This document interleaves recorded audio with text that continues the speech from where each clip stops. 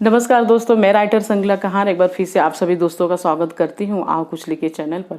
कुछ technical issue की वजह से दोस्तों अब मेरी ये वीडियो आने में काफ़ी वक्त लग गया, जिसके लिए मैं आप सभी दोस्तों से क्षमा चाहती हूं। दोस्तों, हमारे कुछ टॉपिक्स जो थे, जो पिछले वीडियो में हमारे अधूरे रह गए थे, जैसे कि सॉन्ग हो गया, कविता हो गई, शायरी हो गए, डायलॉग्स हो गए, ये जितने भी हमारे टॉपिक्स थे, इसकी अर्निंग कैसे होती है और इसकी मार्केटिंग कैसे होती है, दोस्तों आज के हम इस वीडियो में सब कवर करेंगे। तो सबसे पहले हम बात करते हैं शायरी और कविता की।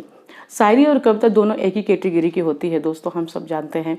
शायरी जो होती है 2 लाइन से लेकर 4 लाइन में कंप्लीट की जाती है, और जो हमारी कविता होती है करीब 6 लाइन से लेकर 10 लाइन, 10 लाइन से लेकर 15, 15 से 20 लाइन कविता के ये लेंथ होते हैं दोस्तों।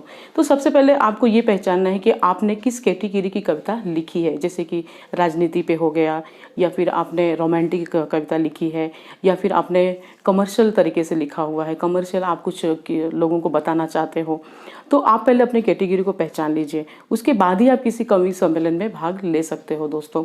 तो कवि सम्मेलन की भी जो मार्केटिंग है बहुत बड़ी होती है। अपने हिंदुस्तान से लेकर पूरे वर्ल्ड में ये जो कवि सम्मेलन है दोस्तों चलते रहता है, चाहे वो इंग्लिश हो चाहे हिंदी हो दोस्तों।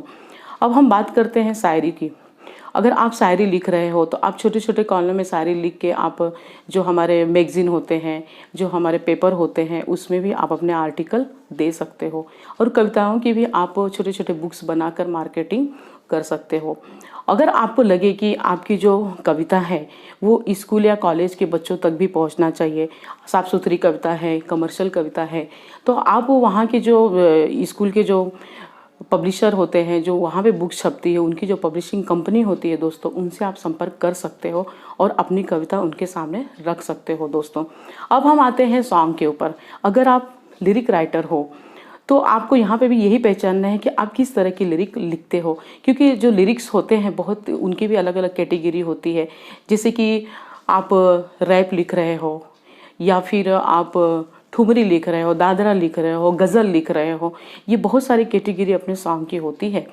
आप जब अपने खुद का सॉन्ग भी आप बना के मार्केट में ला सकते हो, आप खुद के भी जेब से पैसा लगा के अच्छी खासी मार्केटिंग खुद से भी कर सकते हो।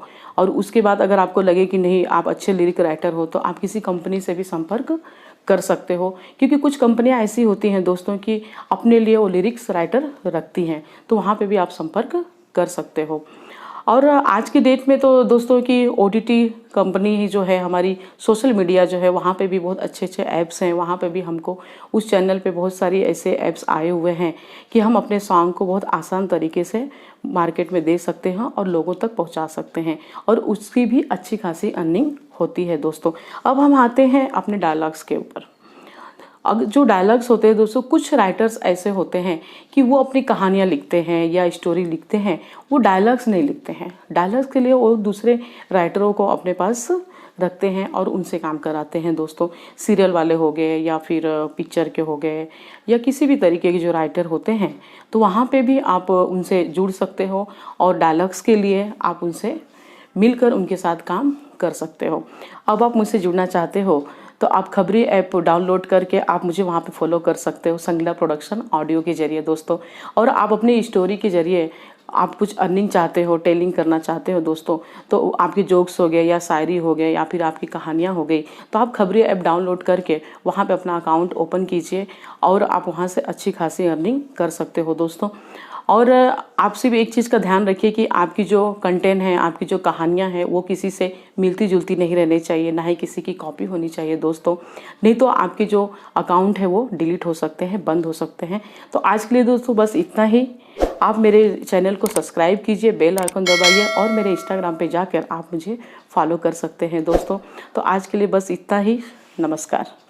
खुश रहिए, स्वस्थ रहिए और कुछ लिखते रहिए।